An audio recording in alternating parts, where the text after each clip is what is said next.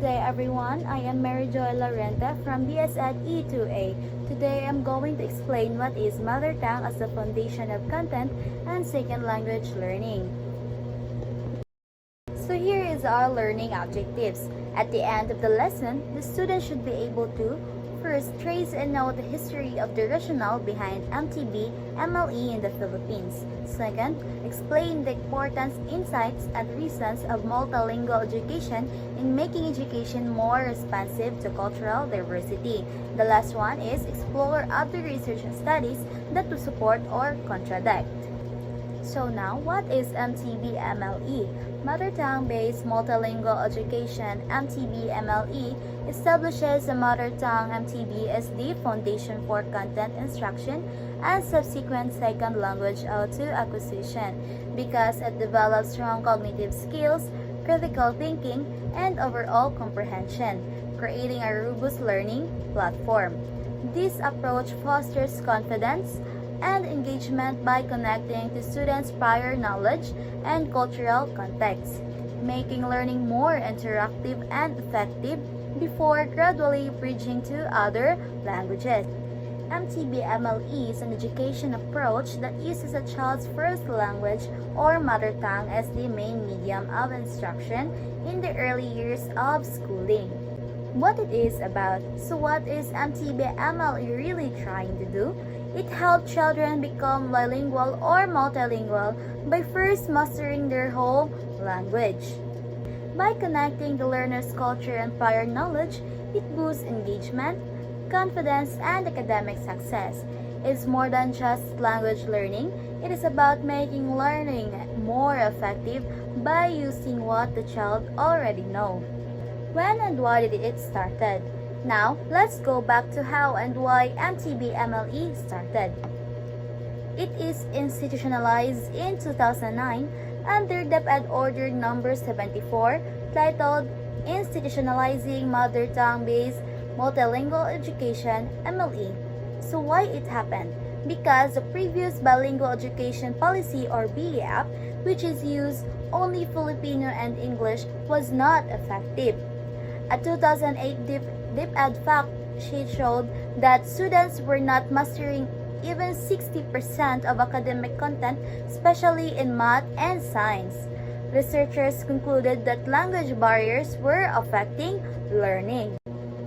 What does the MTB-MLE policy state? So, what does the policy actually say? From preschool to grade 3, the learner's first language is the main language of instruction for all subjects. Math, science, makabayan, and even Filipino and English as subjects. This period builds a strong academic foundation in a familiar language before transitioning to Filipino and English in later grades. This policy is not just a DepEd order, it is also supported by the law. RA 1053 Enhanced Basic Education Act of 2013. It reinforces the right to learn in one's regional or native languages. Section 4 of the law mandates that from kindergarten to grade 3, instruction, assessment, and materials must be in the learner's mother tongue. From grade 4 onwards, Filipino and English are gradually introduced as medium of instruction. Implementation, strength, weaknesses, and feedback. So what are the good and not so good parts of this program?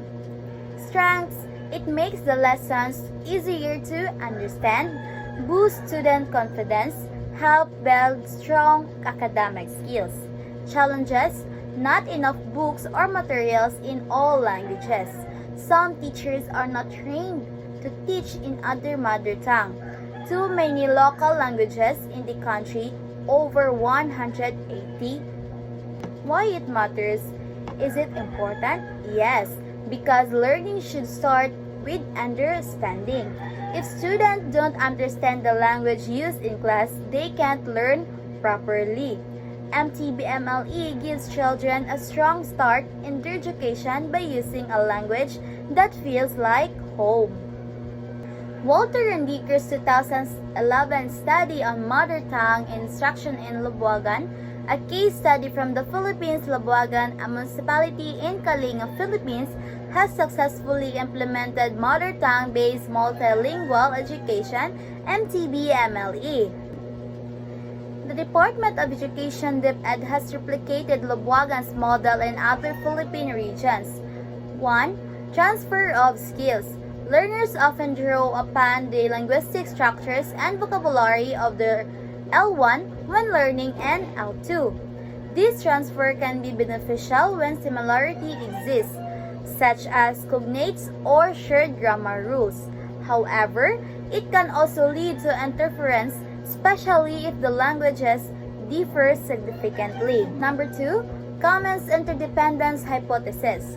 This hypothesis represents as a dual iceberg, posits that every language contains surface features. However, underlying the surface manifestations of language are proficiencies that are common across languages.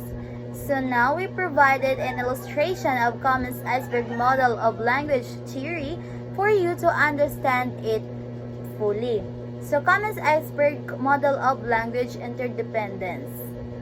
Surface in the left side, surface features of language 1. The right side is the surface features of L2, and the between of this is the common underlying proficiencies.